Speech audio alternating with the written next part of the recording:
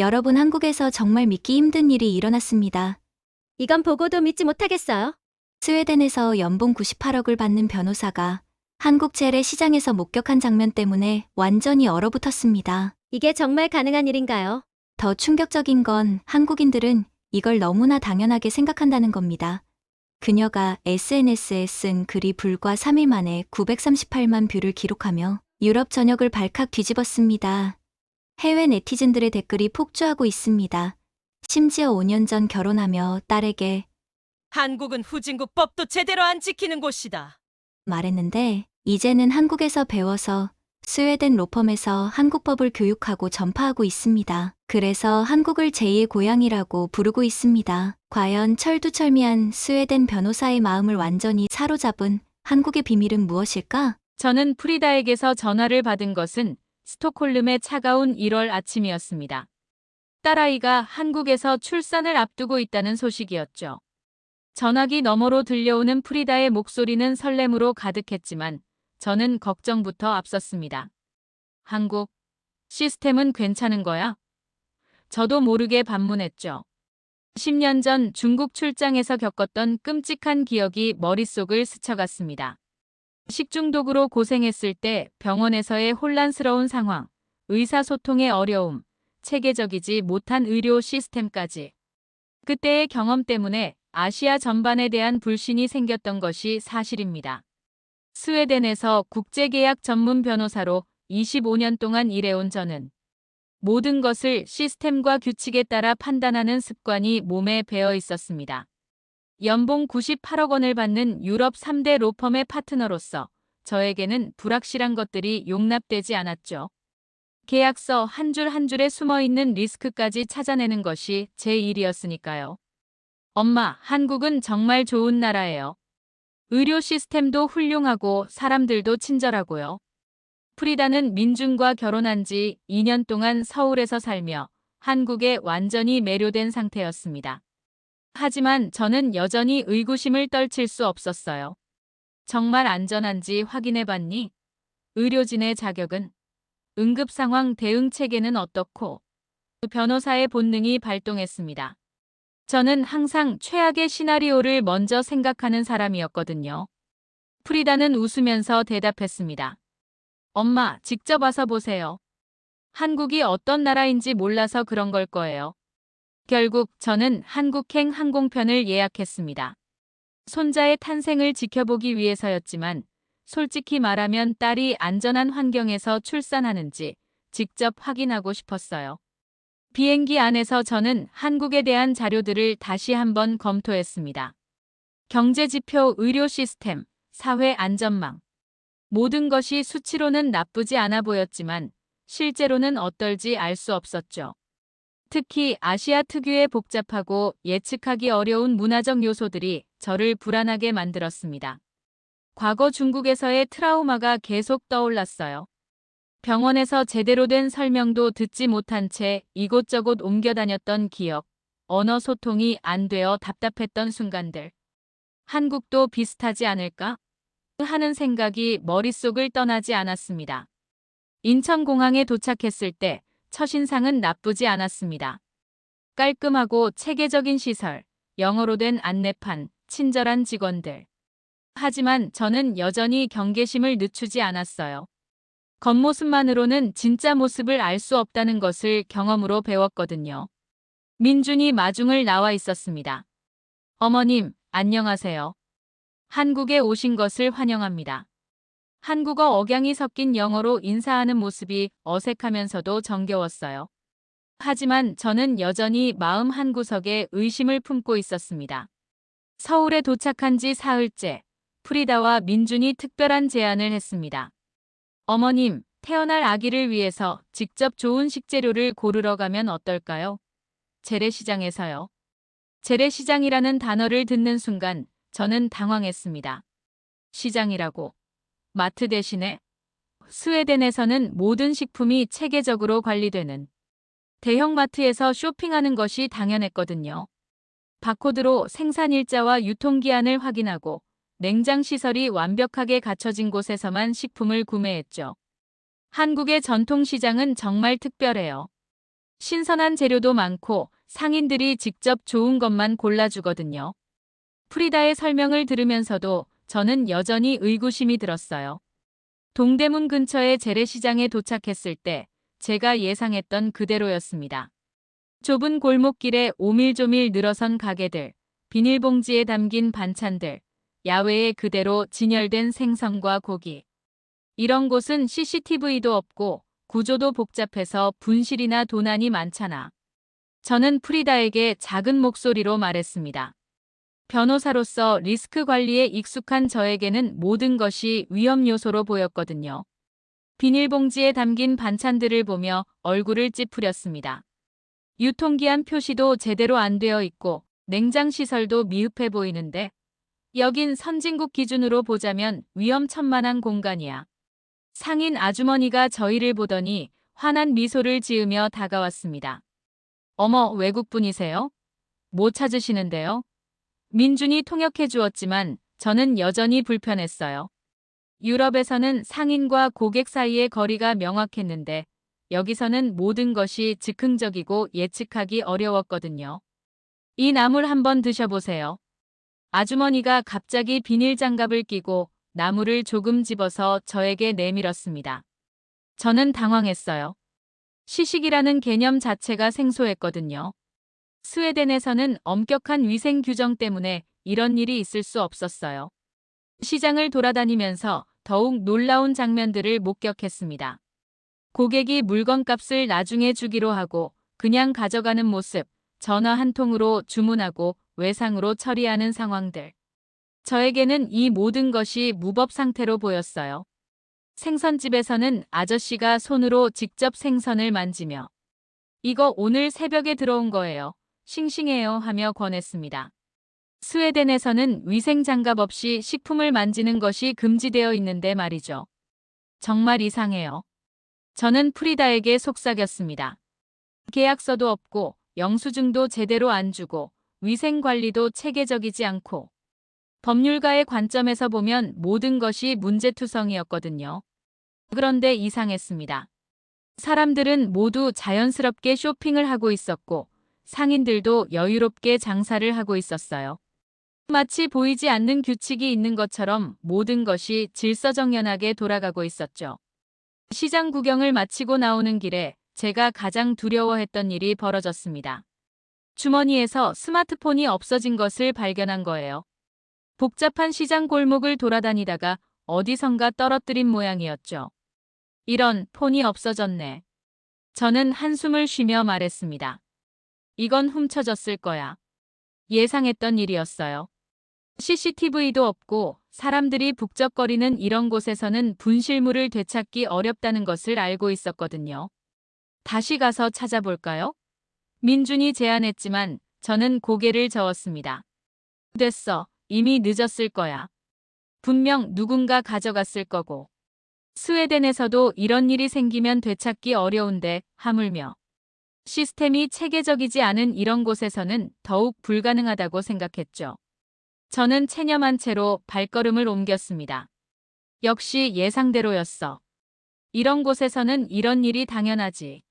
머릿속으로는 이미 보험 처리와 새 폰 구매 계획을 세우고 있었어요. 그런데 10분쯤 지났을까요? 갑자기 뒤에서 누군가 뛰어오는 소리가 들렸습니다. 아가씨, 아가씨. 돌아보니 시장에서 과일을 팔던 아저씨가 숨을 헐떡이며 저를 향해 달려오고 있었어요. 손에는 제 아이폰을 들고 말이죠. 아까 여기 계시던 분 맞죠? 아저씨는 민준에게 한국말로 물어봤고 민준이 번역해 주었습니다. 저는 순간 말문이 막혔어요. 정말 예상하지 못한 상황이었거든요. 이건 말이 안 되는데? 저는 혼란스러운 마음으로 중얼거렸습니다. 25년간 변호사로 일하면서 인간의 심리와 행동 패턴을 분석해온 경험으로는 이해할 수 없는 상황이었거든요. 익명의 공간에서 비싼 물건을 주어서 주인을 찾아주다니, 게다가 아무런 대가도 바라지 않고 말이에요. 네, 맞습니다. 정말 감사합니다. 저는 얼떨떨한 기분으로 휴대폰을 받아들였습니다. 스크린도 멀쩡하고 아무 이상이 없었어요. 아저씨는 환한 미소를 지으며 잘 찾으셨네요 하고는 다시 시장 쪽으로 뛰어갔습니다. 저는 그 자리에 멍하니 서 있었어요. 머릿속에 질문이 쏟아졌습니다. 한국은 뭐가 다른 거지? 제가 아는 세상의 규칙과는 완전히 달랐습니다. 스웨덴에서도 정직한 사람들이 많지만 이렇게 적극적으로 분실물을 찾아주는 경우는 드물었어요. 한국 사람들은 원래 이래요. 프리다가 당연하다는 듯이 말했습니다. 지갑이나 휴대폰 같은 것도 잃어버리면 대부분 다시 돌아와요. 정말 이런 곳에서도? 저는 믿기지 않는다는 표정으로 물었어요. 네, 특히 시장에서는 더 그래요. 여기 사람들은 서로를 다 알거든요. 민준이 설명해 주었습니다. 걸어가면서 저는 계속 생각에 잠겼습니다. 겉으로 보기에는 무질서해 보이는 시장에서 오히려 더 높은 수준의 도덕성을 경험했다는 사실이 저를 혼란스럽게 만들었어요. 제가 지금까지 믿어온 시스템이 곧 신뢰라는 공식에 균열이 생기기 시작했죠. 그날 밤 호텔 방에서 저는 계속 생각에 잠겼습니다. 한국은 뭐가 다른 거지? 25년간 쌓아온 제 상식과 경험이 하루아침에 흔들리는 기분이었어요. 그날 밤 잠을 설쳤습니다. 계속해서 휴대폰을 돌려준 과일 아저씨의 모습이 머릿속을 맴돌았거든요. 새벽 5시쯤 잠에서 깬 저는 민준에게 문자를 보냈습니다. 혹시 시장에 다시 가볼 수 있을까요? 30분 후 민준이 호텔 로비로 마중을 나왔습니다. 어머님, 이렇게 일찍 나오시다니 놀랐어요. 그런데 왜 갑자기 시장에 가고 싶으신지? 어제 일이 자꾸 생각나서요. 정말 이해가 안 되거든요. 저는 솔직하게 말했습니다. 변호사로 일하면서 세상의 모든 일에는 합리적인 이유가 있다고 믿어왔는데 어제 경험은 그 틀을 벗어나는 것이었어요. 새벽 시장의 모습은 어제와 완전히 달랐습니다. 상인들이 하나둘씩 도착해서 좌판을 정리하고 있었어요. 생선 아저씨는 싱싱한 고등어를 하나씩 정성스럽게 얼음 위에 진열하고 있었고 과일 아주머니는 사과 하나하나를 깨끗한 천으로 닦고 있었습니다. 저분이 어제 휴대폰 돌려주신 분이에요. 민준이 가리킨 과일 아저씨는 귤을 정렬하며 벌써 환한 미소로 저희를 반겼습니다. 어제 그 외국분. 휴대폰 잘 쓰고 계시죠? 네, 정말 감사했습니다. 저는 깊이 인사했어요. 그런데 아저씨의 다음 말이 더욱 놀라웠습니다. 당연한 일을 했을 뿐인데요. 단골이 올 땐 좋은 걸 줘야죠. 단골이라는 말에 민준이 웃으며 설명했습니다. 어머님이 어제 한번 오셨으니까 이제 단골이 되신 거예요. 저는 이해할 수 없었어요. 단 한 번 와본 것만으로 단골이 된다니? 스웨덴에서는 수년간 같은 가게를 이용해도 그저 고객일 뿐인데 말이죠. 여기선 단골이 되는 기준이 다른가 봐요. 제가 묻자 민준이 설명해 주었습니다. 여기서는 한 번이라도 얼굴을 마주보고 이야기하면 인연이 생기는 거예요. 그래서 상인분들이 손님을 가족처럼 대하는 거죠. 주변을 둘러보니 정말 특별한 광경이 펼쳐지고 있었습니다. 떡집 할머니는 갓 찐 떡을 맛보라고 지나가는 사람들에게 권하고 있었고 채소 아주머니는 시든 잎사귀 하나하나를 제거하며 최상품만 골라내고 있었어요. 어머님, 저기 보세요. 민준이 가리킨 곳에서는 생선집 아저씨가 전화를 받고 있었습니다. 네, 김 사장님. 오늘 좋은 광어 들어왔어요. 점심때까지 따로 빼둘게요. 전화로 주문받는 거예요? 제가 묻자 민준이 고개를 끄덕였습니다. 단골들은 전화 한 통이면 끝이에요. 계산은 나중에 와서 하고요. 여기선 돈보다 정이 먼저예요. 민준의 말에 저는 깊이 생각에 잠겼습니다. 25년간 변호사로 일하면서 인간의 배신과 사기를 수없이 봐왔는데 이곳에서는 완전히 다른 원리로 사회가 돌아가고 있었거든요. 이건 무법 상태가 아니라 신뢰로 작동하는 유기체구나. 저는 혼잣말로 중얼거렸습니다. 눈에 보이지 않는 사회적 계약이 법적 계약보다 더 강력하게 작동하고 있었어요. 새벽 시장에서 1시간을 보낸 후 저는 완전히 다른 시각으로 이곳을 바라보게 되었습니다. 어제는 무질서하고 위험해 보였던 곳이 오늘은 따뜻한 인간관계로 연결된 하나의 공동체로 보였어요. 신뢰가 제일 강력한 계약이니까요. 민준의 대답에 저는 깊은 충격을 받았습니다. 그날 오후 저는 프리다와 함께 다시 시장을 방문했습니다. 이번에는 좀 더 자세히 관찰해보고 싶었어요. 과연 민준의 말이 맞는지, 정말 신뢰만으로 이 모든 것이 가능한지 확인하고 싶었거든요. 첫 번째로 눈에 띈 것은 시식 문화였습니다. 거의 모든 가게에서 맛보기를 권했어요. 김치를 파는 할머니는 짜지 않고 아삭해요. 한번 드셔보세요라며 젓가락으로 김치를 집어주었고, 견과류 상인은 오래 할 것이에요라며 호두를 까서 내밀었죠. 유럽에선 상상도 못할 방식이에요. 저는 프리다에게 말했습니다. 스웨덴에서는 위생법 때문에 절대 불가능한 일이었어요. 모든 샘플은 개별 포장되어야 하고 직접 손으로 만져서 주는 것은 금지되어 있거든요. 그런데 왜 이게 잘 굴러가죠? 두 번째로 놀라운 것은 흥정 문화였어요. 이거 얼마예요? 프리다가 물어보니 10,000원인데.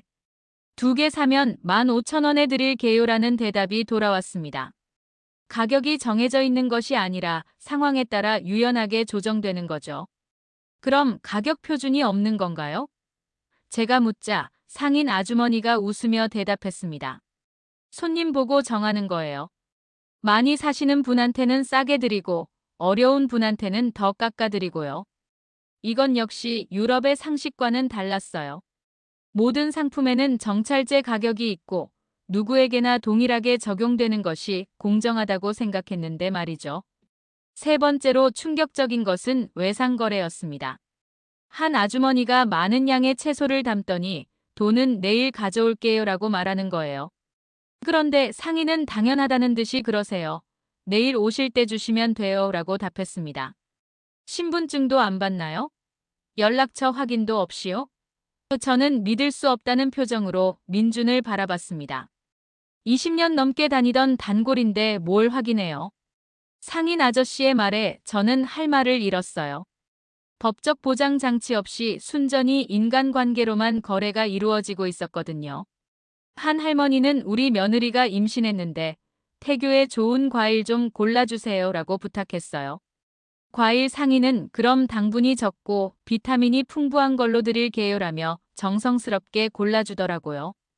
계산은 어떻게 하세요? 제가 묻자 할머니가 대답했습니다. 다음에 올 때 할게요. 여기 사장님이 잘 알아요. 네 번째로 신기했던 것은 정보 공유 시스템이었어요. 오늘 새벽에 좋은 고등어 들어왔는데 김 사장님 좋아하실 텐데 맞은편 떡집에서 인절미 맛있게 나왔으니까 드셔보세요. 이런 식으로 상인들끼리 서로 정보를 나누고 고객을 소개해주고 있었어요. 경쟁업체인데 왜 서로 고객을 소개해주는 거예요? 제가 묻자 상인이 웃으며 대답했습니다. 여기는 다 한 식구예요. 고객이 만족하면 우리 모두에게 좋은 일이죠. 다섯 번째로 놀라운 것은 품질 보증 시스템이었습니다. 이 배추 별로면 바꿔드릴게요. 고등어가 싱싱하지 않으면 말씀하세요. 이런 식으로 구두 약속만으로 품질을 보장해주고 있었어요. 그럼 나중에 문제 생기면 어떻게 해결하세요? 저는 궁금했습니다. 문제가 생기면 서로 이야기해서 해결해요. 여기서 장사 20년 넘게 하는데 큰 문제 생긴 적 없어요. 상인의 말이 너무 자연스러웠어요. 그날 저녁, 저는 호텔 방에서 이 모든 경험을 정리해 보려 했습니다. 변호사로서 제가 알고 있던 상거래의 기본 원칙들이 모두 무너지는 기분이었어요. 계약서, 보증, 법적 구속력. 이 모든 것들이 없어도 사회가 돌아간다는 사실이 믿어지지 않았거든요. 그런데 정말 문제가 생기지 않나요? 저는 민준에게 마지막으로 물어봤습니다. 물론 가끔 문제가 생기죠. 하지만 그럴 때는 공동체가 해결해요. 다른 상인들이 나서서 중재하기도 하고, 때로는 동네 어른들이 개입하기도 하고요. 법정에 가는 일은 거의 없어요. 저는 깊은 충격에 빠졌습니다. 사법부의 개입 없이도 분쟁이 해결되고, 계약서 없이도 약속이 지켜지고, 보증 없이도 신뢰가 유지되는 사회. 과연 이것이 지속 가능한 시스템인지 궁금했어요. 신뢰가 제일 강력한 계약이니까요. 민준의 말이 계속 머릿속을 맴돌았습니다. 법학을 전공하고 국제계약을 다루는 변호사로서 이런 말은 처음 들어보는 것이었거든요. 하지만 실제로 목격한 한국 시장의 모습은 그 말이 허언이 아님을 증명하고 있었어요. 그날 밤 저는 스웨덴의 완벽한 법적 시스템과 한국의 인간적 신뢰 시스템을 비교하며 잠들었습니다. 어느 것이 더 나은 방식인지, 과연 신뢰만으로도 사회가 제대로 운영될 수 있는지에 대한 의문과 함께 말이죠. 프리다의 출산일이 다가왔습니다. 예정일보다 하루 빠른 새벽 3시, 진통이 시작되었어요. 서울의 한 대학병원으로 급히 이동했는데 그곳에서 또 다른 놀라운 경험을 하게 되었습니다. 의료진들의 체계적이고 전문적인 대응, 최신 장비들, 그리고 무엇보다 따뜻한 배려에 저는 감동받았어요. 제가 우려했던 의료 시스템의 문제는 전혀 없었습니다. 오히려 스웨덴보다도 더 효율적이고 인간적인 서비스를 받을 수 있었죠. 오후 2시 35분, 건강한 남자아이가 태어났습니다. 제 첫 손자, 작고 소중한 생명이 세상에 나온 순간이었어요. 그 순간 저는 모든 걱정을 잊고 눈물을 흘렸습니다. 축하드려요, 할머니. 간호사가 환한 미소로 말했어요. 정말 예쁜 아기네요. 병원에서 이틀을 보낸 후 프리다와 아기는 집으로 돌아왔습니다. 그리고 민준이 제안했어요. 어머님, 아기가 태어났으니 과일을 좀 사러 시장에 가면 어떨까요? 산모에게 좋은 과일들이 많거든요. 이제 시장은 낯선 곳이 아니었습니다. 지난 며칠 동안 여러 번 방문하면서 익숙해진 곳이었죠. 하지만 오늘은 특별했어요. 손자의 탄생을 알리러 가는 기분이었거든요. 과일 가게에 도착하자 정순 할머니가 반갑게 맞아주었습니다. 어머, 외국분. 오늘은 또 무슨 일로 오셨어요? 민준이 아기가 태어났다는 소식을 전하자 할머니의 얼굴이 환하게 밝아졌습니다. 어머나, 정말요? 축하해요. 새 생명이 태어난 건 온 동네가 기뻐할 일이에요. 저는 비타민C가 풍부한 과일들을 골라 담았습니다. 귤, 사과, 배. 산모와 아기에게 좋다는 과일들이었죠. 계산을 하려는데 할머니가 귤 한 봉지를 더 가져왔어요. 새 생명 온 날엔 귤 한 봉지는 그냥 드려야지. 저는 순간 말문이 막혔습니다. 아니에요. 돈을 드릴게요. 하지만 할머니는 단호했어요. 안 돼요. 아기 태어난 건 축하할 일인데 어떻게 돈을 받아요? 우리 식구 늘어난 거잖아요. 우리 식구라는 표현에서 저는 뭔가 뜨거운 것이 가슴을 치고 올라오는 걸 느꼈습니다. 단 며칠 전만 해도 완전한 타인이었는데 이제는 가족 같은 존재가 되었다는 거죠. 계약서도 각서도 없는데. 이건 뭐지? 저는 눈시울이 붉어지는 것을 감출 수 없었어요. 정말 감사합니다. 저는 떨리는 목소리로 말했어요. 할머니의 따뜻한 손길에서 진심이 느껴졌거든요. 다른 상인들도 소식을 들었는지 하나둘씩 축하 인사를 건네주었어요. 건강한 아기가 태어났다니 정말 기뻐요. 우리 동네에 새 식구가 생겼네요. 시장을 나오면서 저는 계속 생각했습니다. 계약서도 각서도 어떤 법적 의무도 없는데 이렇게 따뜻한 마음을 베풀어 주다니. 스웨덴에서는 상상할 수 없는 일이었어요. 이게 바로 정의예요. 민준이 설명해 주었습니다. 한국 사람들에게는 경사가 생기면 함께 기뻐하고 어려운 일이 있으면 함께 슬퍼하는 문화가 있어요. 남의 일이라고 생각하지 않는 거죠. 그날 저녁 프리다에게 시장에서 있었던 일을 이야기했습니다. 엄마가 왜 한국을 좋아하는지 이제 알 것 같아요. 프리다가 미소 지으며 말했어요. 여기는 사람이 시스템보다 먼저인 나라거든요. 사람이 시스템보다 먼저라는 말. 그 순간 저는 무언가 중요한 깨달음을 얻은 기분이었어요.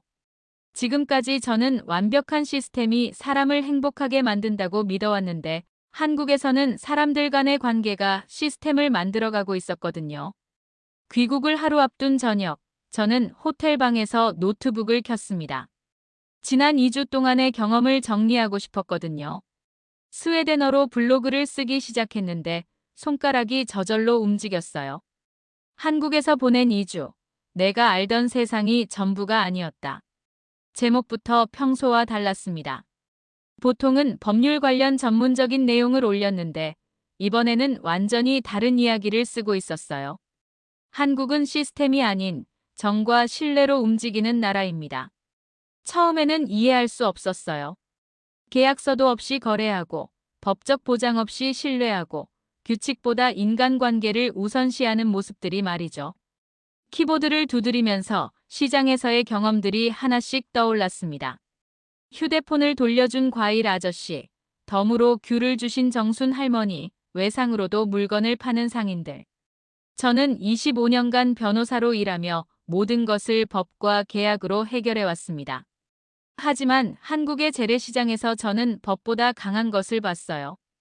바로 사람과 사람 사이의 신뢰였습니다.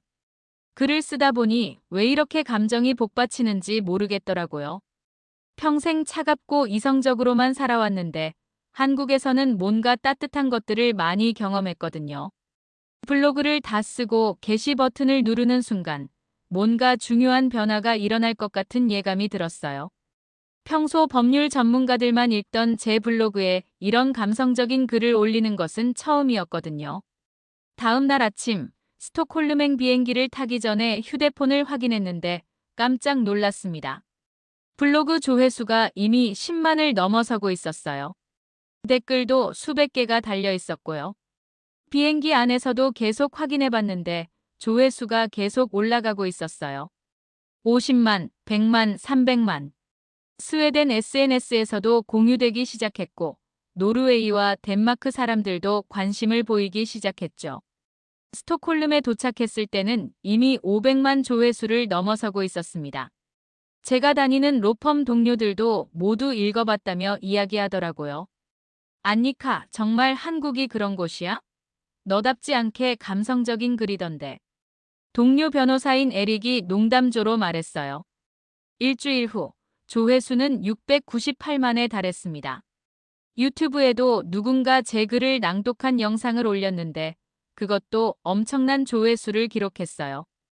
유럽 전역에서 한국의 정문화에 대한 관심이 폭발적으로 늘어났죠. 더 놀라운 것은 제가 가르치던 로스쿨 학생들의 반응이었어요. 수업 시간에 한 학생이 손을 들고 물어봤습니다. 교수님, 한국 시장 이야기가 정말 흥미로웠어요. 법적 계약 없이도 신뢰만으로 거래가 가능하다는 게 학문적으로도 연구해 볼 만한 주제 같은데요. 그날부터 제 수업은 완전히 바뀌었습니다. 국제계약법을 가르치면서도 한국의 신뢰 기반 거래 방식을 사례로 들기 시작했어요.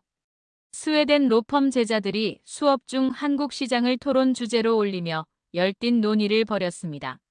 한 달 후 TEDx 스톡홀름에서 강연 요청이 들어왔어요. 신뢰 기반 사회 한국에서 배운 교훈이라는 주제로 말이죠. TEDx 무대에 선 그날, 저는 청중들에게 말했습니다. 진짜 선진국은 완벽한 시스템을 가진 나라가 아닙니다. 계약 없는 신뢰로 움직입니다. 강연이 끝난 후 많은 사람들이 다가와서 이야기했어요. 정말 그런 사회가 존재하나요? 저도 한국에 가보고 싶어요. 6개월 후, 저는 다시 한국을 찾았습니다. 이번에는 손자를 보러 가는 것도 있었지만 더 깊이 이해하고 싶었던 한국 문화를 체험하기 위해서였어요. 그리고 무엇보다 그리운 사람들이 있었거든요. 공항에서 바로 시장으로 향했습니다. 정순 할머니를 만나기 위해서였죠. 할머니는 저를 보자마자 환한 미소로 반겨주었어요. 어머, 스웨덴 할머니. 다시 오셨네요. 아기는 잘 크고 있어요? 6개월 만에 만났는데도 마치 어제 본 것처럼 자연스럽게 대화가 이어졌어요. 그리고 이번에는 특별한 동반자가 있었습니다. 바로 제 손자였죠.